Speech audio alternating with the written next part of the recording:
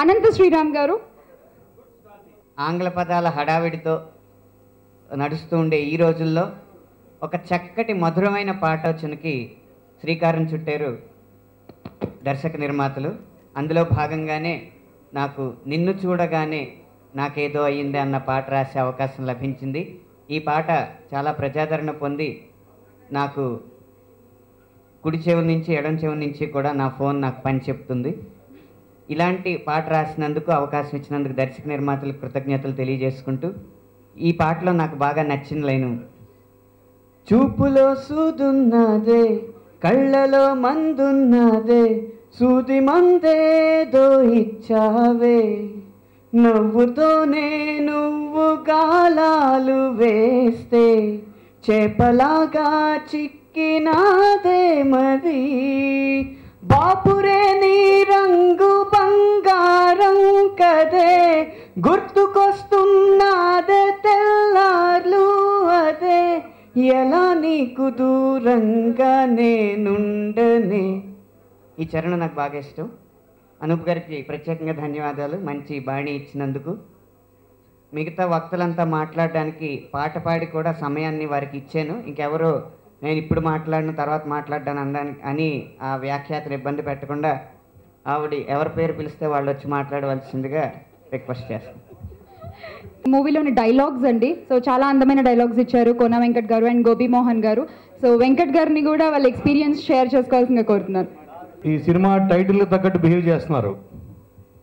ముందు ఎవరు మాట్లాడితే ఆ మాటలు చూసుకొని ఆ తర్వాత మాట్లాడితే మనం బ్యాలెన్స్ కవర్ చేయొచ్చు అని స్టేజ్ మీద కూర్చున్న అందరూ చాలా చాలా తెలివిగా, క్లవర్గా, లౌక్యంగా బిహేవ్ చేస్తున్నారు. ముందు ఈ సినిమా గురించి చెప్పాలంటే ఫస్ట్ అనూప్ రూబెన్స్ గురించి చెప్పాలి. ఎందుకంటే ఫంక్షన్ తంది. ఈ మధ్యకాలంలో వస్తున్న చాలా ఆడియోలు మీద ఆడియన్స్ తిరుగుబాటు చేస్తున్నారు. అట్లీస్ట్ సోషల్ మీడియాలో చూస్తుంటే సౌండ్ అంటున్నారు, హోర్ అంటున్నారు, ఏదో ఇంత రెపర్ ఎందుకు అవుతున్నారు అన్నది నాకైతే అర్థం కాలేదు. అఫ్కోర్స్ మేము ఏం రాసినా, ఏం చేసినా, ఏం తీసినా ప్రేక్షకుల కోసం కాబట్టి వాళ్ళని మెప్పించడమే మా కర్తవ్యం.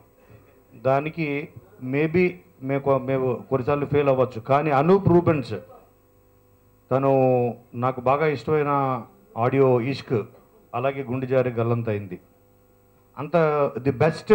అందరూ వాళ్ళ ఫస్ట్ ఫిలిమ్స్ కోసం సేవ్ చేసుకుంటారు. తిను తన బెస్ట్ ఇచ్చేసాడు, ఆ తర్వాత ఏమిస్తాడు టెన్షన్ పడ్డా. కానీ వాటిని బీట్ చేసే ఆడియో ఈ సినిమాకి ఇచ్చాడు. సో తను ప్రతిసారి ఛాలెంజ్ చేసుకుంటూ తన మ్యూజిక్కే తనకి పోటీగా తను ఫీల్ అవుతూ తను ముందుకెళ్తున్నాడు. Anup Rubens really he's the first hero of this film అని చెప్పాలి. ఎందుకంటే నేను first time cinema first edit చూసినప్పుడు నన్ను ఈ సినిమా బయ్యర్గా మార్చింది గురూజీ. నేను దీన్ని గుంటూరు జిల్లాకి నేను డిస్ట్రిబ్యూటర్గా తీసుకున్నాను సినిమాని. తర్వాత ఫస్ట్ కాపీ చూసాను మొన్నే after Anup Rubens music background score. అరే ఇది కనుక కొంచెం ముందు చూసుంటే గుంటూరు, వైజాగ్, ఇంకొక 2-3 ఏరియాలు కూడా తీసుకునేవాడిని. ఈ పిక్చరు ఎందుకంటే ఫస్ట్ మేము భవ్య క్రియేషన్ తోటి, నేను గోపి మోహన్ మేమిద్దరం భవ్య క్రియేషన్ తోటి ఆ సంస్థలో పనిచేయడం ఫస్ట్ టైం. అలాగే గోపీచంద్ గారితో నేను పనిచేయడం ఫస్ట్ టైం. ఎందుకంటే గోపి మోహన్ ఆల్రెడీ లక్ష్మణ్ సినిమాకి పనిచేశాడు. సో ఇది మా ఫస్ట్ అండ్ బెస్ట్ ఎక్స్పీరియన్స్. ఎందుకంటే గోపి గారు నాకు ఎప్పటి నుంచో పరిచయం అయినా కూడా లక్ష్యం అప్పటి నుంచి ఫస్ట్ టైం కలిసి ఆయన కోసం పనిచేయడం, అది స్క్రీన్ ప్లే. మా శ్రీధరు తను మా దగ్గర పనిచేశాడు. తను చాలా మంచి కథ, ఆ కథ మమ్మల్ని ఇన్స్పైర్ చేసి ఒక మంచి స్క్రీన్ ప్లే ఇవ్వడానికి ఒక మంచి బేస్ ఇచ్చింది. ఆ బేస్ ఇవ్వడం కాకుండా మమ్మల్ని బయ్యర్స్ కింద మార్చింది. అంత మంచి కథకి ప్లస్ తను రాసిన పంచ్ డైలాగ్స్ ఫస్ట్ టైము నేను ఒక సాటి రచయితని చూసి కుళ్ళుకున్నా. ప్లస్ తను మా అసిస్టెంట్ అయినందుకు మళ్ళీ ఒకసారి గర్వపడ్డాం. అలా శ్రీధర్ చాలా తను ఫస్ట్ టైం స్టోరీ ఇవ్వడం, చాలా సినిమాలు హిట్ సినిమాలకి డైలాగ్స్ రాశాడు. సో తను ఇచ్చిన కథతోటి ఈ సినిమా ప్రయాణం మొదలైంది.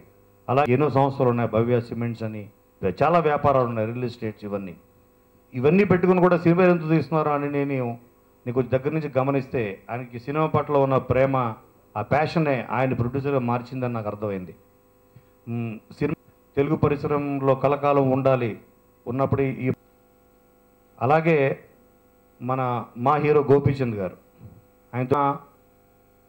ఆయన హైట్, ఆయన కట్అవుట్ చూస్తే ఆయన full length family entertainer starting నుంచి ఎండ్ వరకు.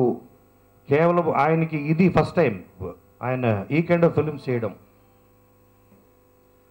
ఎందుకంటే కామెడీ చేయడం అనేది చాలా కష్టమైన ప్రక్రియని నా ఫీలింగ్.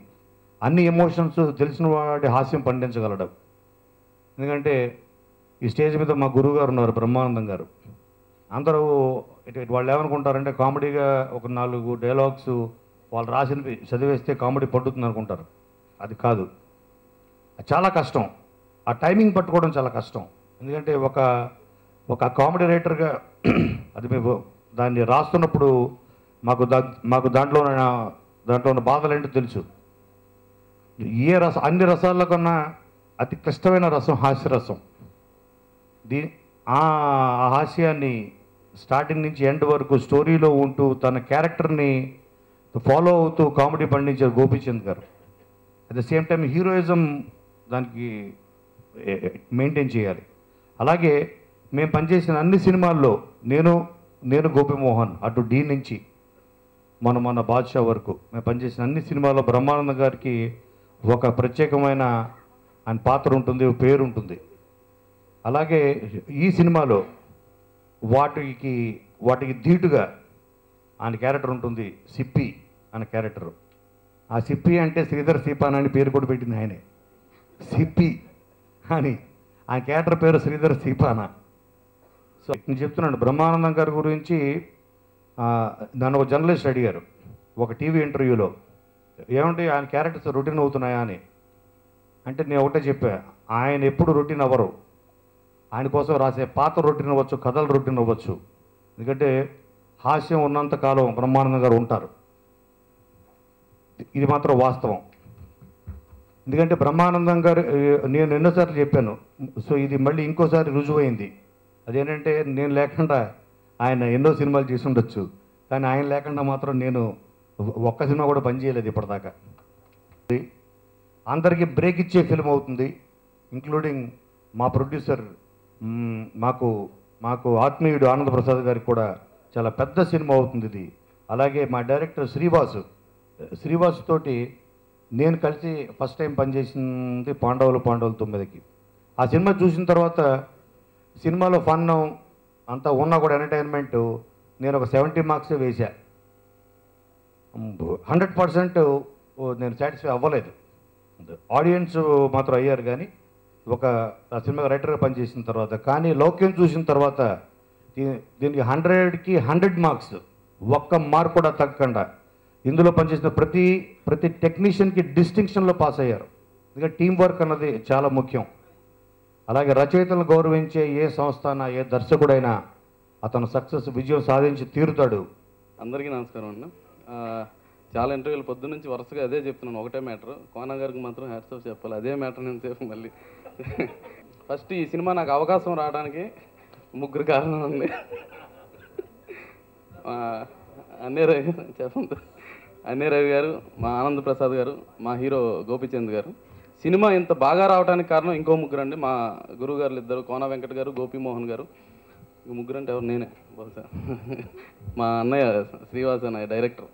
సో ఫస్ట్ కథ చెప్పినప్పుడు ఒక డైరెక్టర్గా ఆయన నాకు ఇచ్చిన రెస్పెక్ట్, కోన గారు చెప్పినట్టు చాలా మంచి రెస్పెక్ట్ ఇచ్చి ప్రతి డైలాగ్స్లోని ప్రతి సీన్ విషయంలోని నాతో కన్సల్ట్ చేస్తూ చాలా బాగా చేశారండి.